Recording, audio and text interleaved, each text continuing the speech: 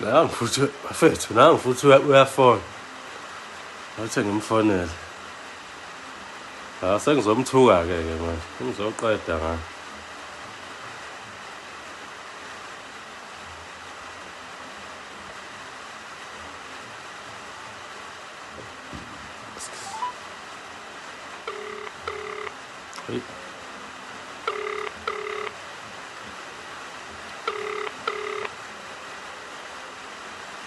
Hello. Nyanda, Yebo. Njalosa. Yebo. Mkhulu. Hayi phuma imali. Hayi ngeke mkhulu, ngeke akukwazi ukuthi ngangaphuma. Serious ayikho. Into leyo kumele uyenze wena hamba uyikhipha then ngizokunikeza i-account number la uzoyifaka khona kube simple. Ngivele ngiyikhipha. Ya, cause lana ayikho imali. Yazi ukuthi asenzeni kanjani mkhulu? Yebo. Vele ungibizele le account mina ngizama ukuthi ngiyikhiphe le mali. Awungcono, iyona into engiyibona isimple. Ngibizela ke la uthi ngithatha into yokubhala. Ya, thatha into yokubhala nginikeze i-account number. Ya, awungcono.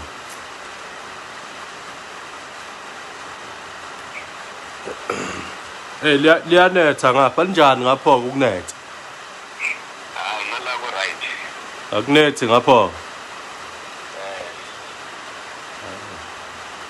Ithini ke mkhulu i-account? 17 17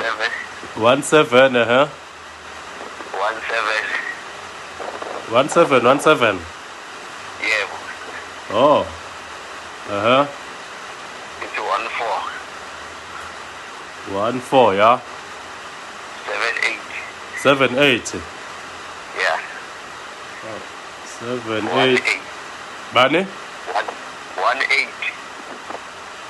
Manaka ungiphindela 17 14 78. Yebo. Besithi 18. Yebo.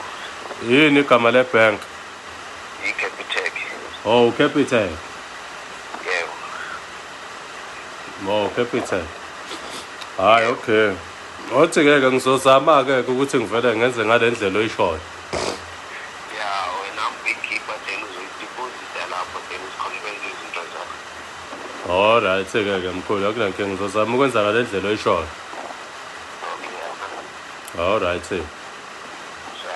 Sure. Hayi. Ngiyayiqhubeza futhi bafethu, ngiyayiqhubeza. Ngifuna ehlale ethembeni. Khona enye impahla esizomshaya ngayo. Le abajwayele ukushaya ngayo abantu izikele. Uzobona imali engathi ingenile kanti akunamali. Ngiyaza noPhatban, angidida-ke manje. Phatban manje usuzolandela. Uzolandela uPhatban. 5 Part 5 noma part cabanga ukuthi part 5 olandela. Cela niqhubeke nje bafethu like and share. Nihambe no subscribe nalapha ku YouTube channel wami. Khona ngizoqhubeka ngipostela amanye amavideo. Ngiyabonga ngiyeza nenye.